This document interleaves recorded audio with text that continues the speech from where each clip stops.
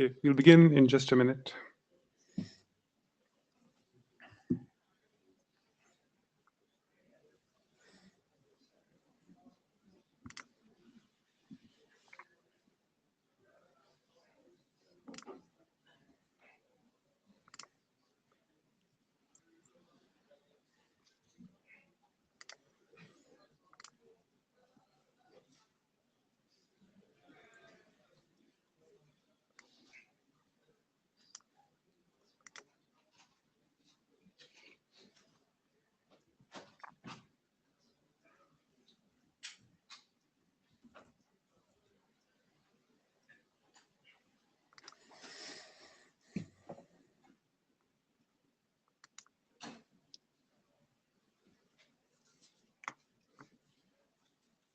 Okay, I think we can start as folks are trickling in. Welcome all to IETF 121 PEARG session. I'm Shivan, and Sarah is joining me remotely.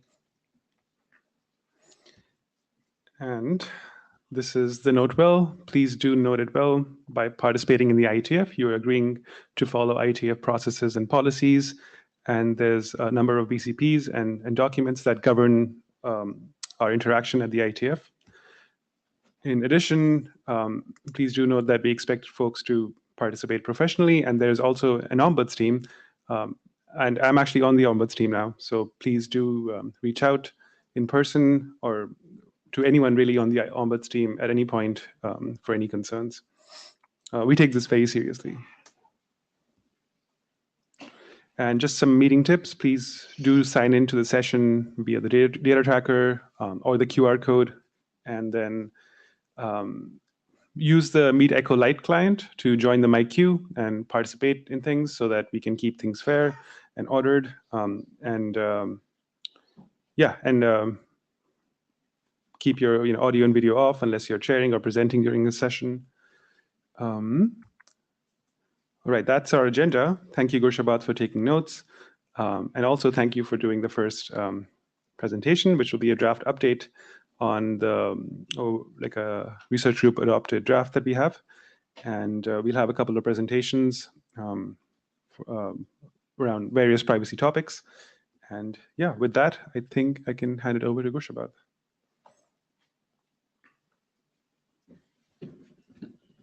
Thank you. If someone can take notes in the meanwhile, that would be great. Yeah. Yeah.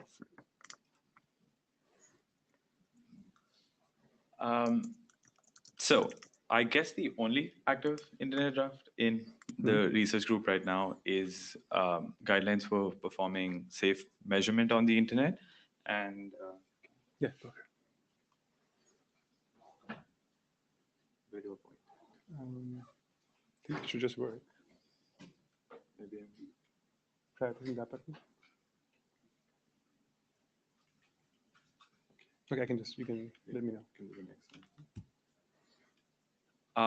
The objectives of the draft are that if you're an academic researcher, you're doing research in the industry or civil society that has anything to do with internet measurements, network measurements, that these guidelines can help you do them safely.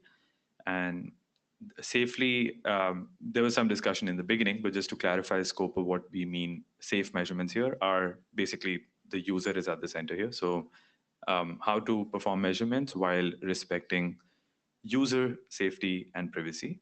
Some of these guidelines are informed. The first draft was done by Ian, and Mallory and I joined as co-authors later. And lots of the drafts actually borrows from practices that were done at Tor. And so it's that was the initial inspiration for this draft, but now we've expanded it to have other guidelines. So a quick update, which is that currently this is what the structure looks like. I won't actually present the draft here, but like some of the guidelines include like how to get consent from users, how to share the collected data responsibility, how to minimize risk to users by removing appropriate information that can be linked to individuals, and how to have transparency and accountability for your project. And lots of this is derived from work done in the Menlo report and the PS2 framework and other academic literature on the subject. So quickly on where we're now is that now we're at version 10 or 11, I believe, and the most recent edition is this section on transparency and accountability I mentioned. I will say that we erroneously went to last call, but it's not last call, despite what data tracker will suggest. So just quickly, I'm going to list down the current open issues, and all of them are also filed on GitHub in the PEARG organization on GitHub. So the first is on scope.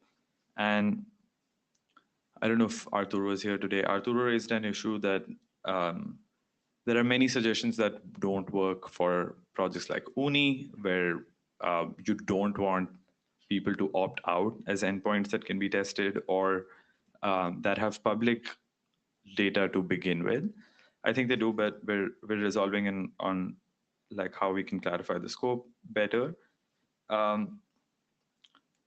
Christian also raised the scope point, but I think since this draft has existed in this research group for a long while now, I will say one thing we can't do is expand scope, and Christian also suggested like that we're not expanding scope. So the current focus on internet measurement specifically related to, if you're like running a tool and you want to respect privacy, that's the main focus here.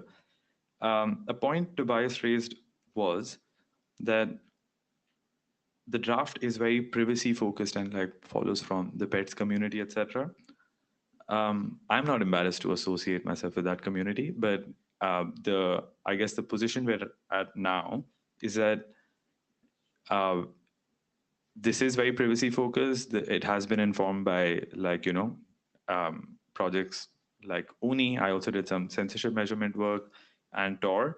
So yes, acknowledging the positionality, which is the word used here, that it's bent towards like high risk individuals whose traffic may be measured. But I would love to hear inputs from, if you've used the draft in your measurement project, then was it useful to you at all?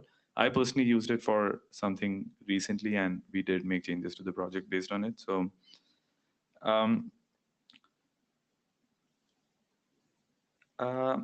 I think that was it. And I guess the next thing we can expect is a new draft, new version of the draft next month. But if you have used, or if you're like running a measurement project and if you use the draft, your suggestions are very, very welcome. Thanks. Thanks. Are there any questions or comments about the draft?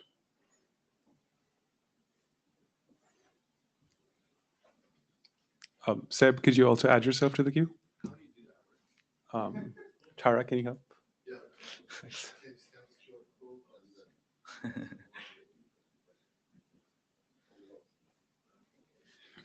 Wes Hardiker, USCISI, who does a lot of measurement and tries to be good about it. I think I've read this document through multiple versions, once probably a couple of years ago. Every time I've read it, I've always come across the feeling that it reads kind of negative.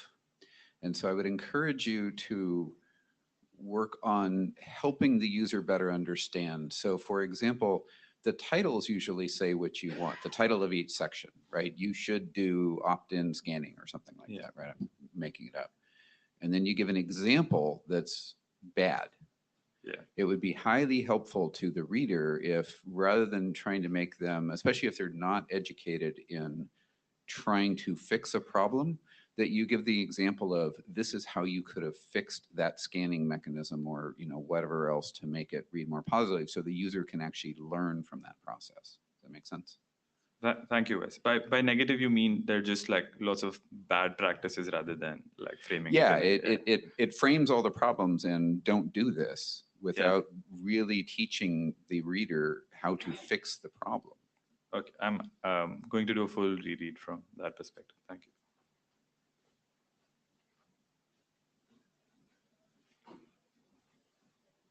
Hello, Antoine Rossancourt, Huawei. I participate in reviewing papers for Internet Measurement Conference, and security, privacy, and safety is a concern when you do measurements. My question would be, did you try to talk with editorial boards for measurement conferences? So because in IMC, there are guidelines for privacy and measurement. So maybe if there is alignment in the guidelines for major conferences in measurement and with your draft, it would be very interesting. And maybe they would even link to the draft that you are writing, so they don't have a specific guideline, and we have a unified framework for privacy and security of measurements around the research community.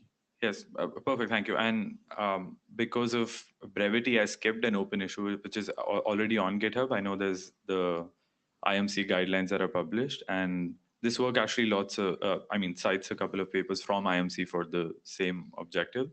We did do this exercise, I think, in the beginning while drafting this, but we will do it again. It's already an open issue, but thank you for emphasizing. Thank you. Yeah. Seb? Two questions about just recommendations around use of privacy-enhancing technologies for data minimization. One, are any recommendations about how much noise to add in the case of a sort of differentially private solution? And another question is about, is there any considered sort of local DP architectures where the noise is added before collection as opposed to after aggregation? Great points. We haven't gone into like specific detail of like adding noise, because our recommendation on sharing and collecting data is actually like, if you share or publish information, then remove all information that could be associated with individuals where appropriate, or you've already obtained like consent that you can share it. We don't have a full treatment of differential privacy here, but I guess what I'd be interested in talking about and seeing if that can fit, if we have examples of like measurement projects that are implementing it already. I think that would make more sense to go from there, but happy to include it. Seb, will you help? Or cool. Sure, thanks for asking. Cool. Anything else? If not, thanks, Kurshabad, and thanks for calling out the wrong status on the data tracker. That's on me. No. Thank you. We just rushed it. There are open issues. Oh, sorry. I see that someone else on the queue. Yeah. Sorry.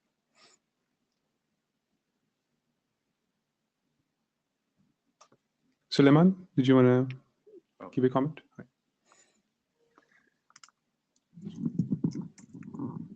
Yeah, Suleiman from Cloudflare. So I just like to double down on what Wes said. I believe the draft is good. It will be very beneficial for the community. But I do think some of the examples provided takes the reader into a defensive position in terms of how measurements carried out. So I would also like to suggest that maybe we would like to revisit in some of the examples and maybe give out recommendations to the user on how they can better protect themselves, but like not frame it in a way that it takes for external reviewer who's reading the draft, not have it move in a position of more for defensiveness. Thank you. We'll definitely do that review. This is not the first time an internet draft that I've co-authored has received this feedback. There is 2 negatives, so I will take this as general writing feedback as well. Thanks. We don't need to be negative. Thanks, Kurshabad. I'm hoping we can do a follow-up RGLC soon once we resolve all the issues. Pretty positive about that. Cool. Next up, we have Abhishek.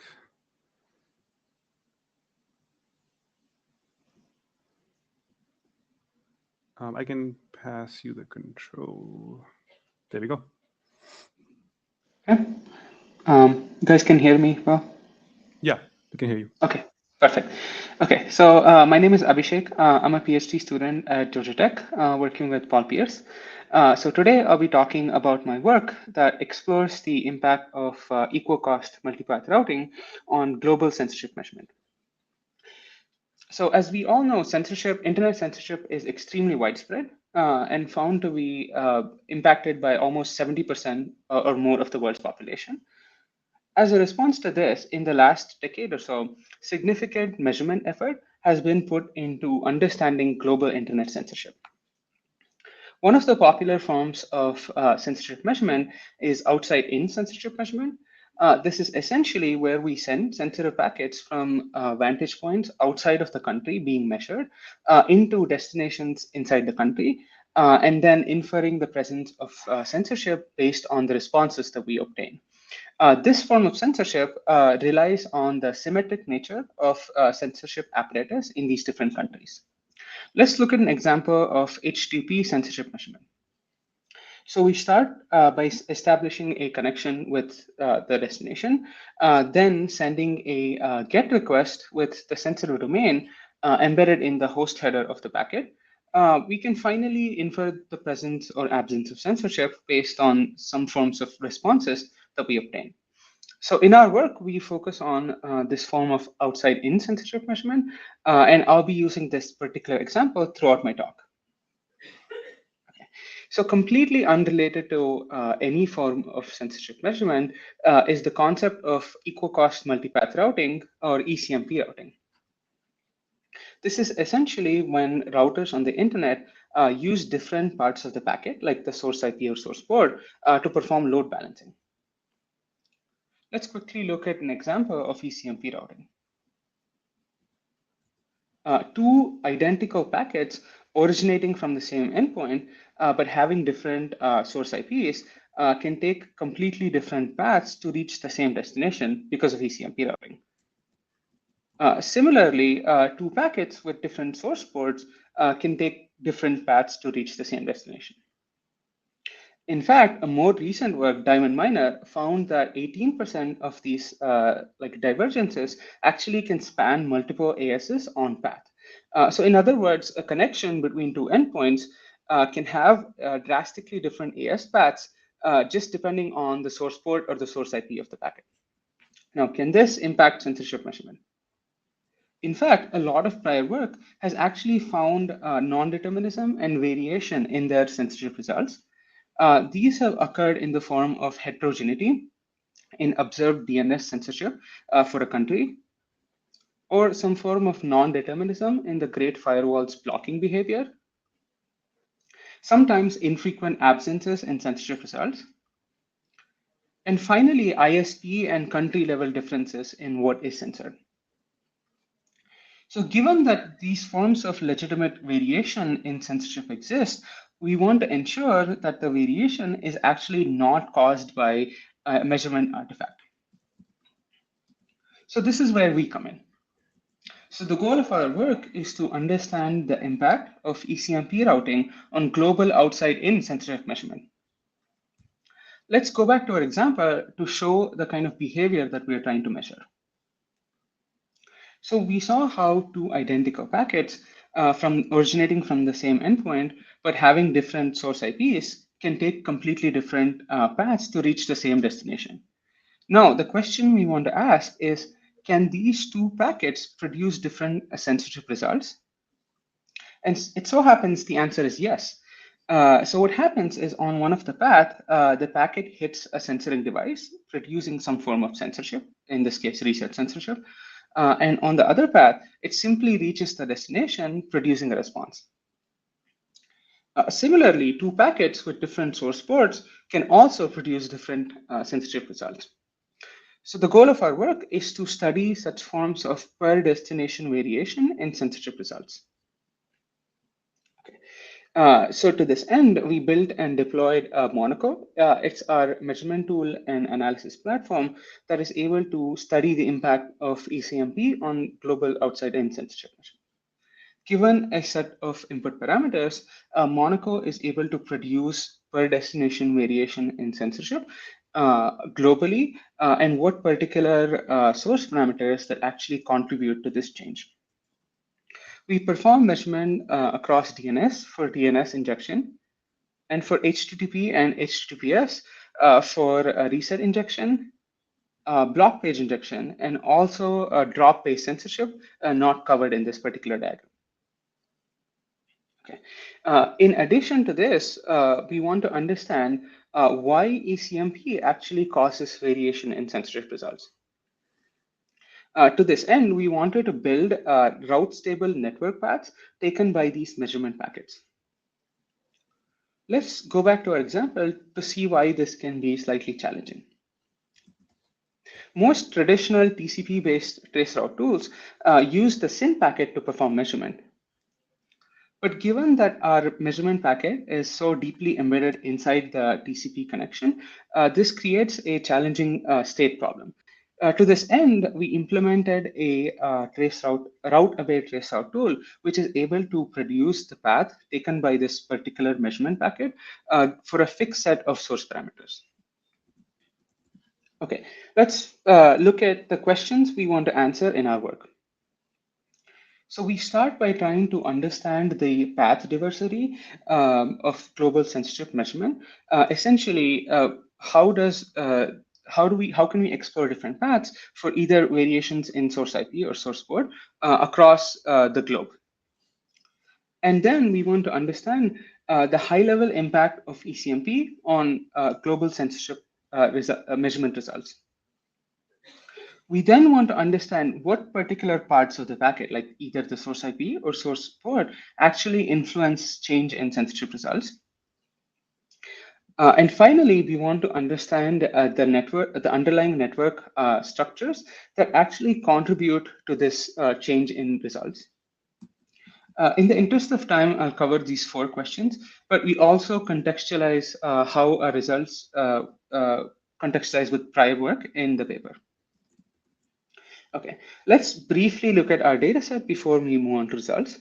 So we did an initial study and found 21 countries across different continents that were amenable to outside-in censorship measurement. We varied 208 random source IPs from a /24 range, 8 random source ports from the ephemeral port range, and also we picked one sensitive domain per country. So we picked these numbers so as to essentially understand the presence of the phenomenon and not explore it exhaustively per our ethical considerations. In addition, as mentioned earlier, we performed measurements across DNS, HTTP, and HTTPS across all these countries when applicable. Okay, so let's first look at how paths varied by variation of different source parameters in these different countries.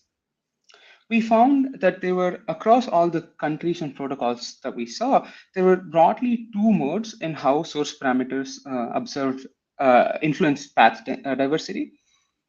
So the first one, where source IP had the highest impact on path diversity. In other words, varying source IP made you see more paths, essentially, compared to source ports. But we also saw places where scenarios where both the source IP and source port had a similar impact on how many paths you saw. In fact, we also observed differing impacts among different protocols for the same country. And we will come back to how this can be interesting when we see our results. Okay, let's look at the high-level impact of ECMP routing on global censorship measurement results. We found that out of the 21 countries that we measured, censorship results for 17 countries across Asia, Europe, and Africa were all impacted by ECMP routing. This impact was not uniform, however, with it varying all the way from 99% or 100% of the destinations affected in India to almost less than 1% in Jordan.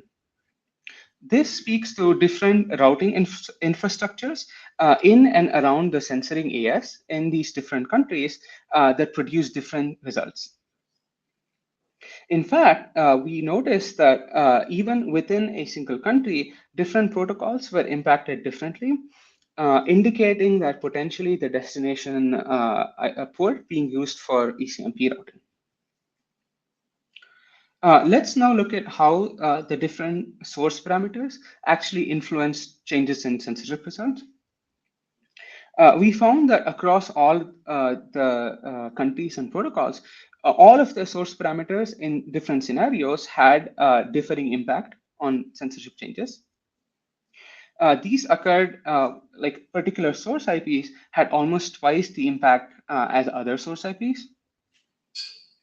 Sometimes a particular combination or source IP or source port had almost 3 times impact as another combination. And finally, a particular source port had almost 5 times or like 5 times impact as another source port. So all of this essentially indicates that ECMP routing is using these different source parameters differently in like all these scenarios, producing different impact. So let's finally look at the underlying network structures that actually caused changes in censorship results. So we used our route-aware traceroute tool to produce network graphs to study this phenomenon. Across all the different countries and protocols, we found broadly 3 effects that contributed to change in censorship. So the first one was when ECMP routing caused the packet to either like entering into the censoring AS or inside the censoring AS pass through routers that were either like failed or misconfigured censoring nodes. Let's look at an example of this. So here we see a network graph, or actually partial network graph, with the censoring AS marked. We saw that for a certain set of source parameters, the packet goes through some routers in the censoring AS that never produced any censorship. But then for some other set of source parameters, it passed through other routers, sometimes in the same /24 subnet, in the censoring AS that always produce censorship. This was also one of the most common forms of effect that we observed. The second effect was ECMP routing, causing the packet to completely route around the censoring architecture. So in this example, we see that for a certain set of source parameters, the packet passes through, always passes through the censoring infrastructure, producing some form of censorship. But then for some other source parameters, it never it completely bypasses the censoring architecture and finally reaches the destination, always producing a response.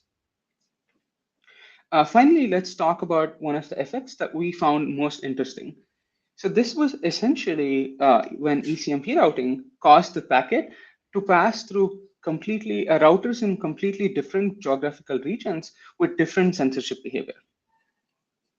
So here we see that for a certain set of source parameters, the packet passed through routers in some cities where there were no censorship and it reached the destination.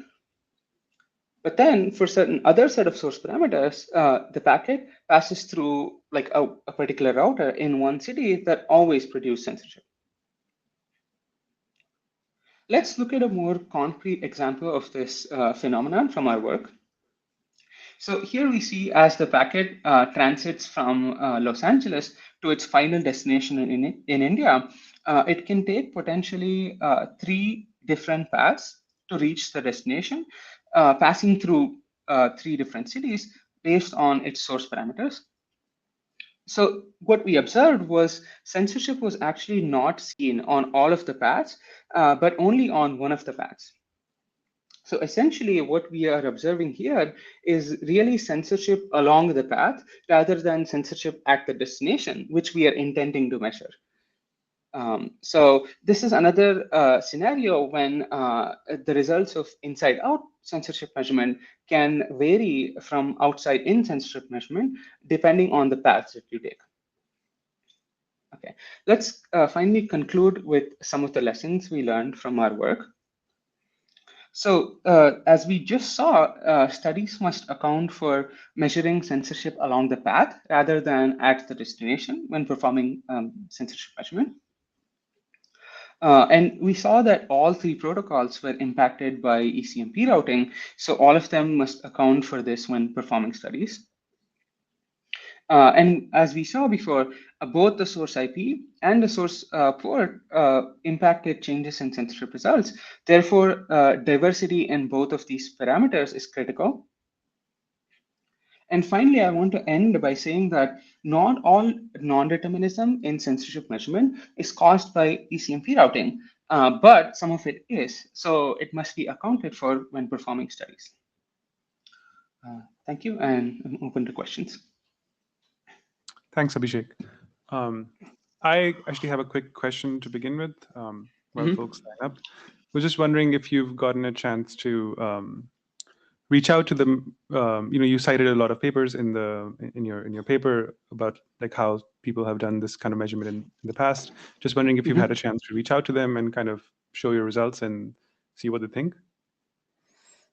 We have not had a chance to reach out to them directly, but what we do is potentially, like in our fifth research question, we potentially contextualize how some of these results could be impacted by some of the results that we observed in our work. But that's a good point to reach out to some of these, because we had a lot of censorship papers that we were looking for non-determinism, and I think that's a good point to reach out to them to see if they can like redo their measurements accounting for this. Probably. Thanks. David Skenazy, I just wanted to say thank you for presenting this and bringing this here. I think this is really cool research.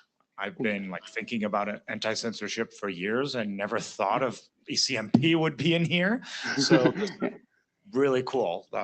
Thank you. And I think this will open up some more avenues for like VPN clients and things like that when they're like starting up to try source ports is a great idea. So thanks. Thank you. Thank you so much. Bushaba?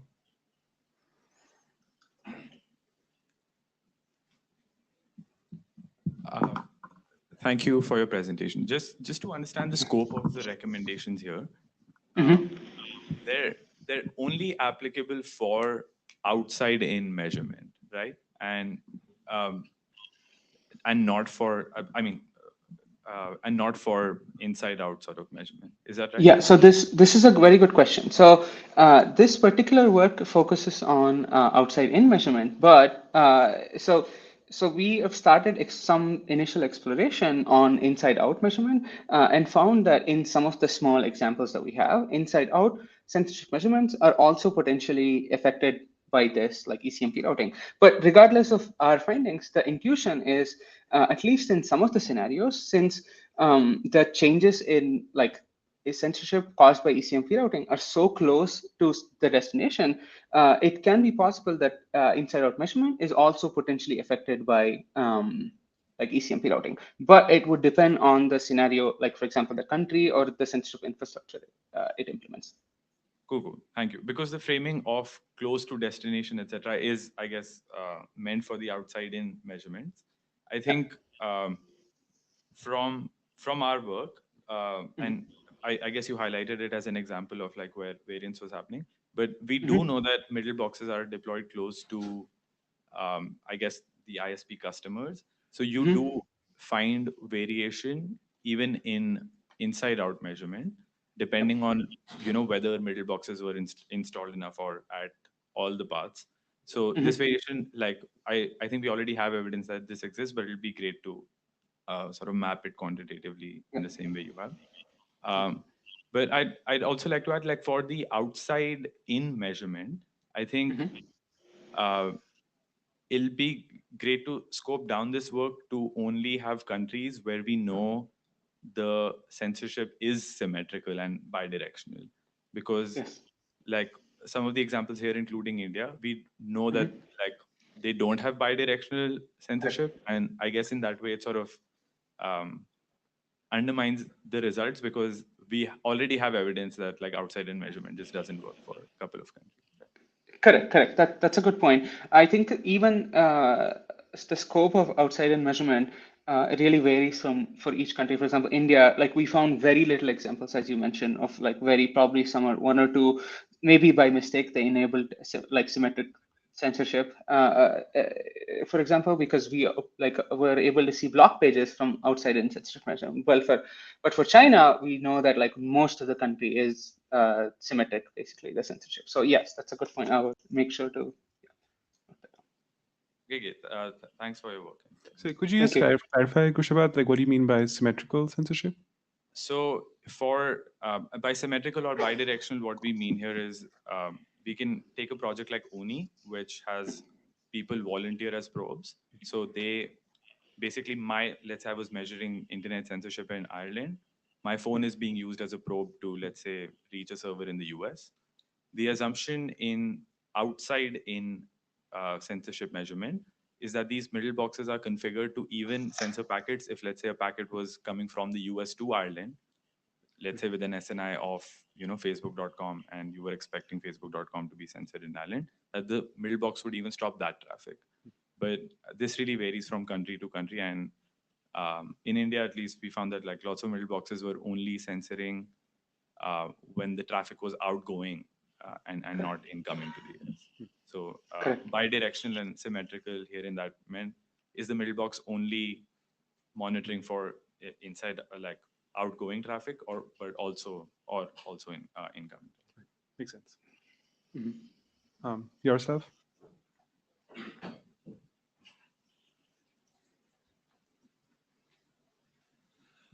So first of all, excellent work, really well done, very useful research. A couple of suggestions. In my experience, service providers, when it comes to state censorship, in most jurisdictions, they do it only for traffic that is originating from their country or maybe from their network. And they typically don't bother with censoring traffic that is just transiting through them, but I guess there are some exceptions. So it would be good to separate those cases. So when you have in-country in ASN and when you have cross-country, cross ASN censorship, and I'm sure that will also have some effect on your findings. And secondly, so you did separately for DNS, HTTP, HTTPS. It would be also really interesting to separate HTTP3 as a measurement probe. Again, I'm sure some DPI and other systems not yet looking into that. Would be interesting to see if how much difference there is, and also especially when it comes to symmetrical. So on the return direction, it will be even harder for them to figure this out. Again, that could be a very interesting data point. And again, great work on this study. Thank you so much. We will. HTTP3 is definitely a very interesting angle we should look at. Yeah, go ahead, Tara. I was wondering, like, since you can also you can measure and like see when the ASMPP is causing the traffic to route around the sensor box, could that behavior also be like induced and used as like a way of circumvention? Can it be used for circumvention? Is that the question? Yeah. Yes, absolutely. So so one of the first thing, we were actually very surprised when we actually saw something like this happening, like when we were doing our research, and we thought, hey, like this is a great avenue for potential circumvention in like different scenarios like Tor or like VPNs and such, and we are exploring this avenue. So it is, as a very quick answer, yes, it can be used for circumvention, and we are exploring this. Okay, thank you. Thank you. Right, perfect. Thanks a lot, Abhishek. Thank you. Let's give a quick round of applause, actually.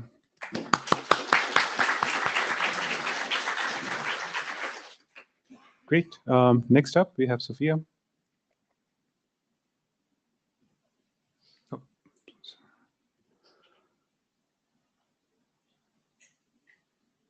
Sorry, 1 second.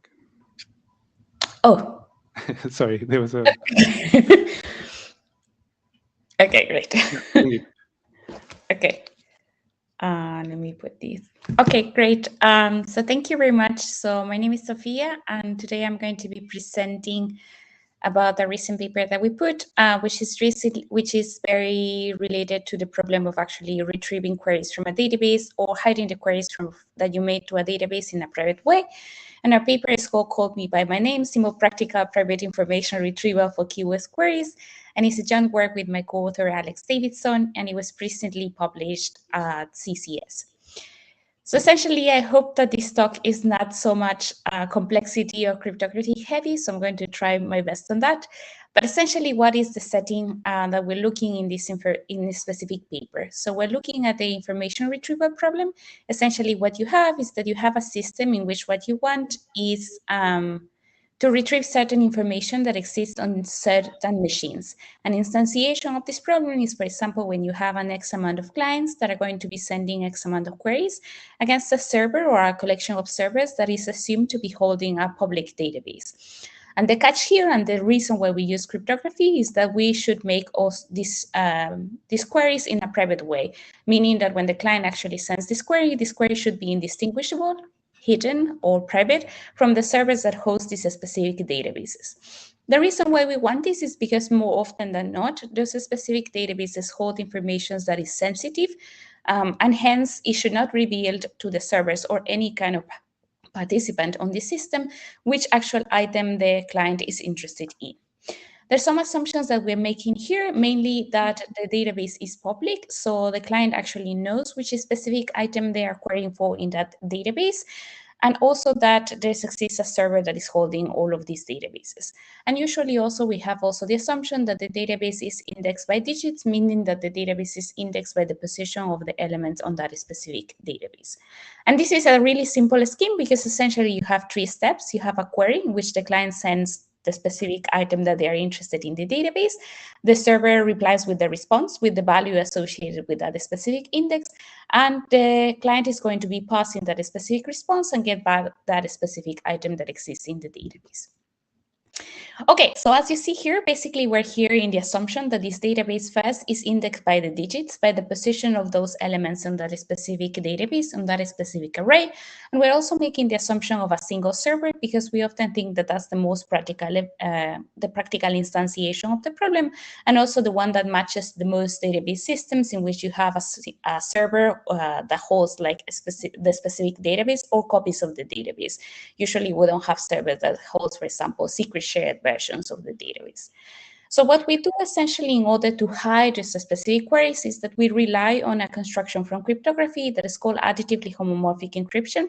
I'm not going to describe here because it will bore everyone what is additively homomorphic encryption, but essentially it's a way to send a query in an encrypted form, and then another party can perform certain mathematical operations over that encrypted data, such that the specific representation or the decrypted value associated with that encryption indeed also performs a mathematical operation. So that is what is called homomorphic, because those mathematical operations hold over the encrypted and non-encrypted data.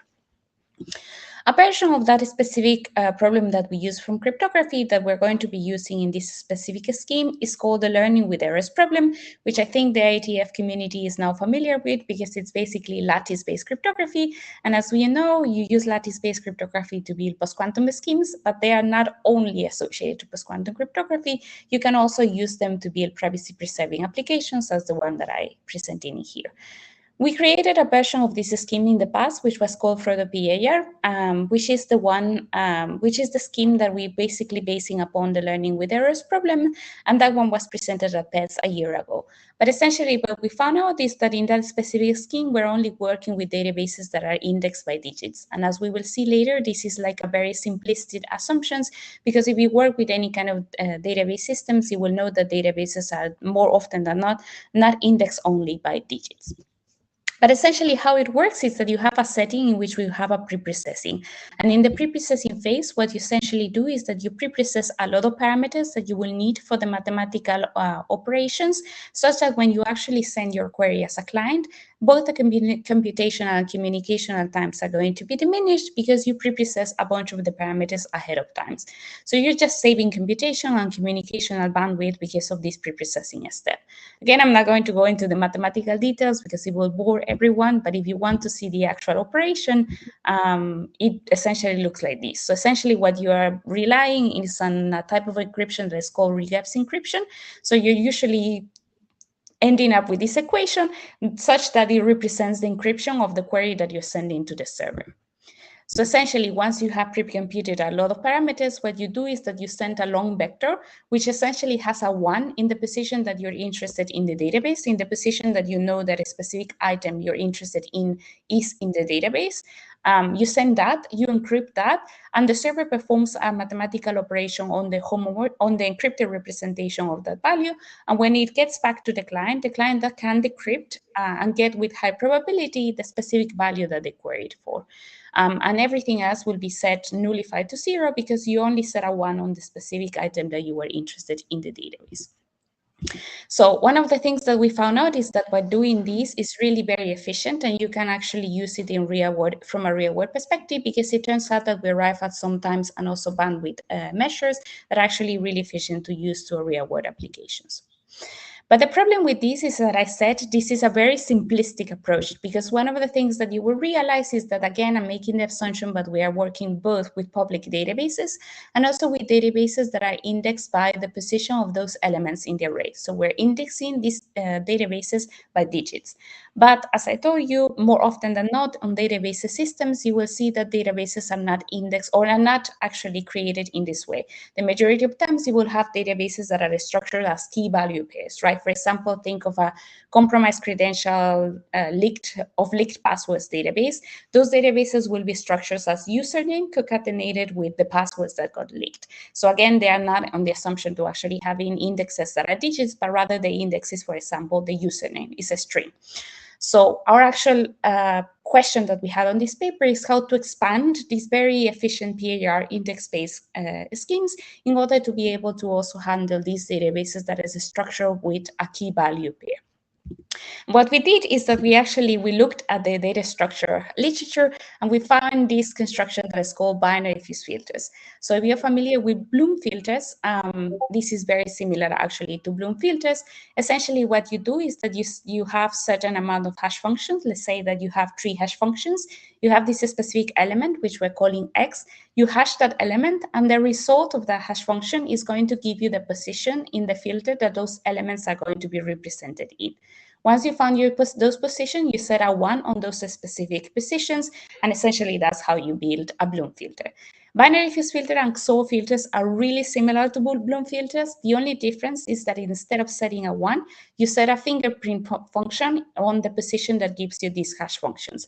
And this key fingerprint function is represented as a random hash of that specific value, such that when you actually want to check if something exists in that specific filter, what you do is that you get the position of them, you XOR the values that exist on those positions together, and if those equals to the fingerprint of that specific element, you know that that exists in the field.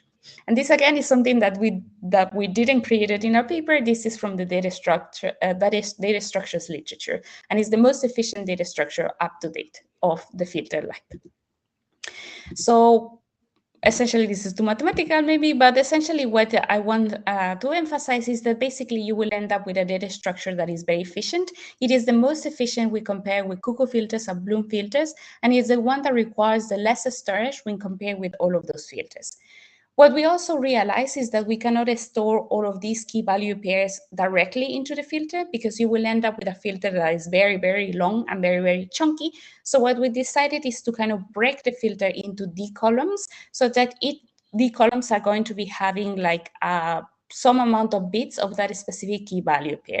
And if you put those specific columns, so the specific filter representations concatenated next to each other, you will see that eventually you will end up with a matrix representation, which is great because it turns out that that is ideal for any PEARG scheme. So essentially on a scheme that is called Chalamet PEARG, we did exactly that. We start with the representation of a key value pair, a database that is indexed by the keywords, which are strings concatenated with the value. We convert them into this filter structure by using binary fuse filters, but you can use any other kind of filter if you want, but we use the most efficient one, which is these binary fuse filters.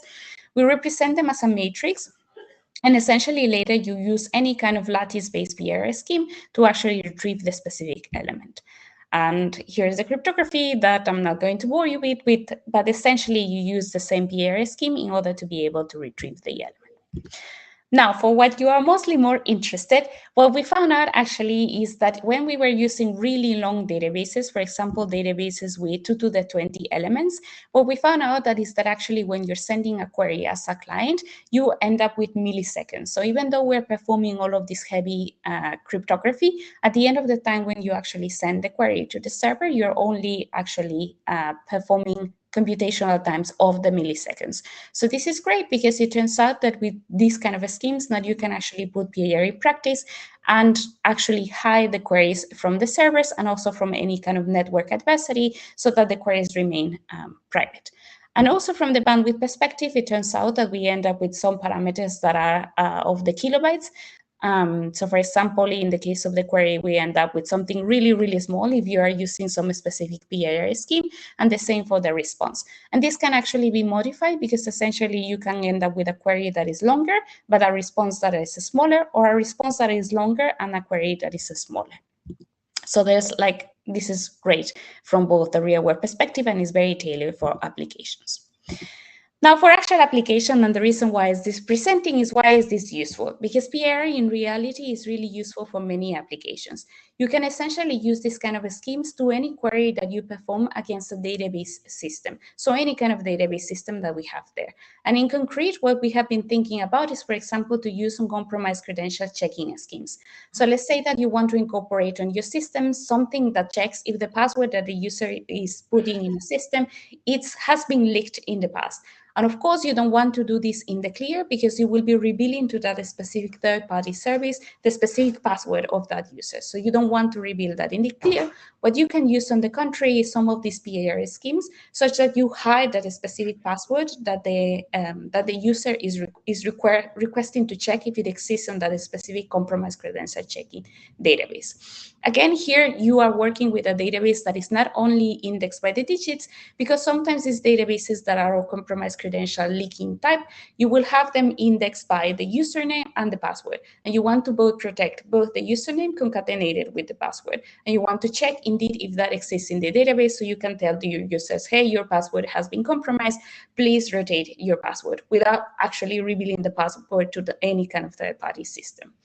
PIR system can also be used on search engines or recommendation systems. So if you think about it, if you look at search engines, they're essentially that. You're just essentially querying for a specific element that exists in the database and any of the approximate nearest neighbor to a specific element. So instead of disclosing this private information from users, what you can do is actually hide that specific search query that you have, and also perform and give them back the specific item that they are querying for without redisclosing these again to third-party services.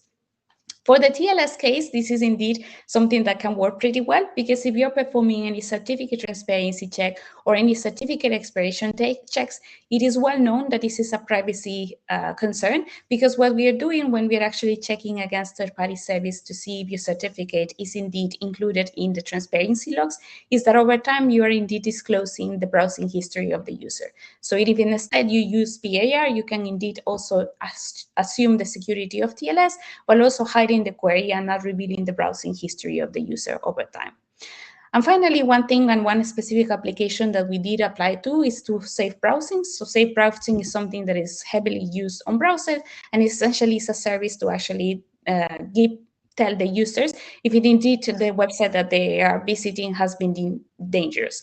But again, we don't want to disclose to any third-party service that indeed this user is visiting this website, because that will be a privacy violation. So instead, what we do is that we can apply PIR to indeed provide this specific privacy to the users, so they can indeed be warned without actually disclosing which websites they are visiting.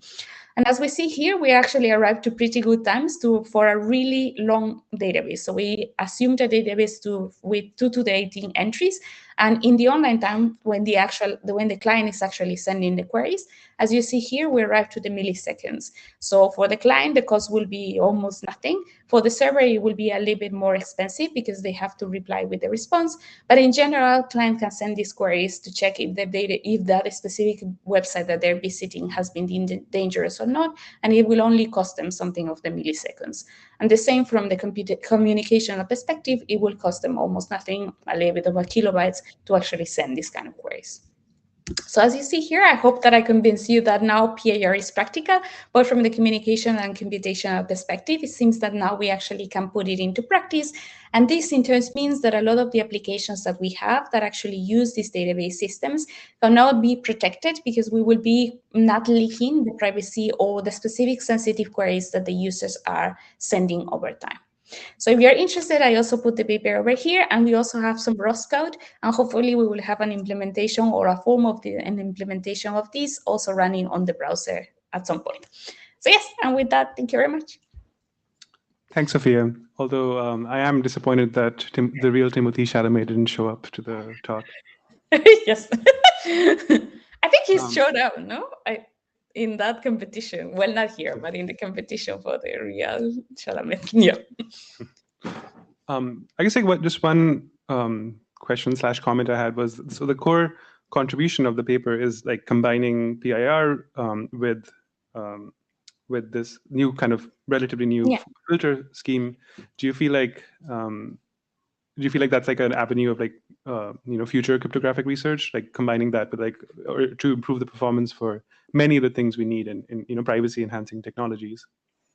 Yeah, so that can be a great avenue of research, both from the data structures world. So one of the things that is still an open problem is to even create these filters such that they're even more efficient. Right now, this is the most efficient one and the one that requires the less storage, but we still think that there's avenues to actually create filters that are even more efficient.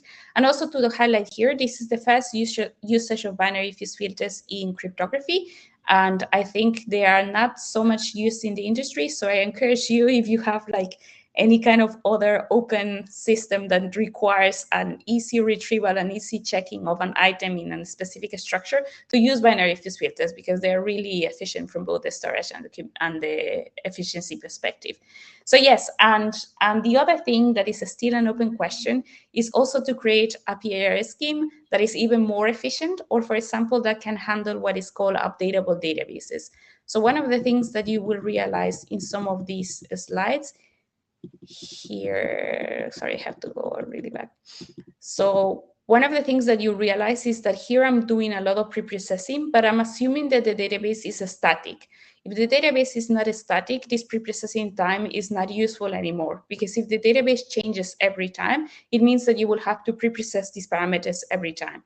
So it is still an open question for mutable databases that change really rapidly to create a PAR system that works. So for example, let's say that you have a recommendation system. Recommendation systems are not updated that regularly. So in this case, this kind of PAR will work. But let's say you have a database that changes very rapidly. I don't know, a username, a system that logs in users really rapidly.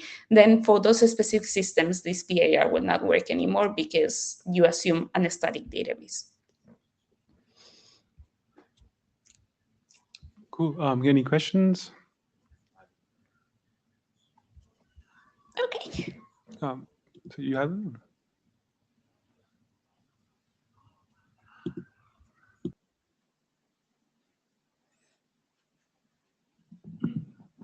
Thank you. I hadn't read the paper, but amazing results. I feel like it can be applied in a lot of places.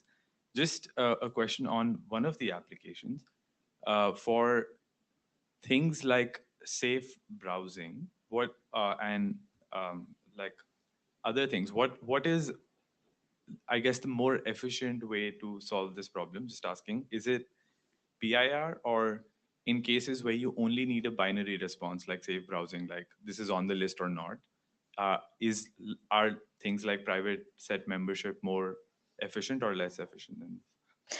Yeah, so that's a great question, and that's a little bit of a theory question. So when I describe PIR, you will see that it's very similar to another scheme that is called private set intersection, or PSI.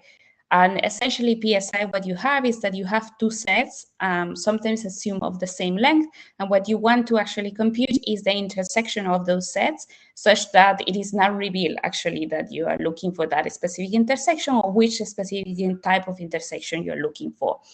If you think about it, PIR is kind of like an instantiation of this bigger problem, because in PIR, what you have is that you have a set of length 1, which is your query, against a database that is of length n. So you're still computing the intersection, but it's like a variant of the PSI problem. I will assume that today the PIR problem is the more efficient compared with PSI, because in PSI, sometimes what you have to do is that you still have to pre-compute a lot of more parameters in ahead of time. So it seems that it's less efficient, but it is still an open problem to actually compare them or come up with this, like, I don't know, mother construction that both includes PSI and PIR as instantiation of an unknown cryptographic construction that it actually represents them both. So we're almost at time. Tara, did you have a quick one? Yeah, very quick one. I was just wondering, because you mentioned some of the main potential applications, but is there any concrete plans to bring this work into other working groups in the IETF? Also, that would be great. So some people have actually been proposing to use it for transparency logs on the TLS level. But in general, I think it will be applicable to many of the kind of queries that we sometimes deal with at the IETF. So I'm not sure if it will belong to a working group or it will be something that belongs somewhere else or some kind of group that is different in the IETF. But I think it will be great, especially because now it seems to be very practical and efficient to be used in practice. Cool. Let's have a round of applause for Sophia. Thanks all, and see you all next time. Sarah, did you have any last notes? No, that's it. Thank you very much to both speakers today, and we'll see you at the next IETF. Tell Alex we miss him at the IETF, Sophia. Yes, I would.